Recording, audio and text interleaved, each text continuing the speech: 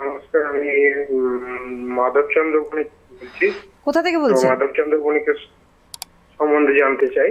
আমার বাবা হয়, ওর হ্যাঁ। 67 ইয়ার্স, ওনার ঘন ঘন পেচ্ছাপ হচ্ছে। হ্যাঁ, ঘন ঘন পেচ্ছাপ হচ্ছে। ব্লাড সুগার কত বছরের? হ্যাঁ, ডায়াবেটিস আছে ওনার? না ডায়াবেটিস নেই। আপনি কবে ব্লাড টেস্ট করেছেন? ব্লাড টেস্ট কবে হয়েছে? ওর 2-3 বছর হলো। আর আলট্রাসোনোগ্রাফি কবে করিয়েছেন? ইউএসজি করেছি 2-3 বছর। ইউএসজি করানো হয়নি। ইউএসজি জীবনে করানো হয়নি। ডায়াবেটিসের টেস্ট 2-3 বছর আগে। বাবার আগে ব্লাড সুগার টেস্ট করুন, পিপিবিএস ফাস্টিং, HbA1c।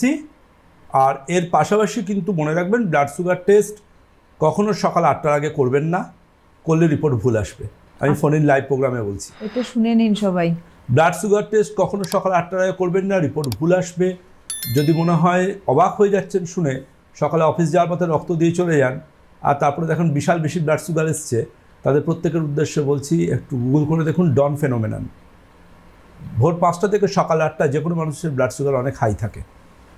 ওহো, এটা কিন্তু জেনে নি, এটা আমি সুতরাং জানতাম সকাল না। 8টার মধ্যে রিপোর্ট করলেই ভুল রিপোর্ট। এগুলো জানা। ডন ফেনোমেনন বলা হয় এটাকে। সুতরাং যে কোনো ডাক্তারবাবুর সাথে কথা বলবেন, তারা কিন্তু আপনাকে সাজেস্ট করবে। ইচ্ছে অনুযায়ী ব্লাড সুগার টেস্ট করা যায় না।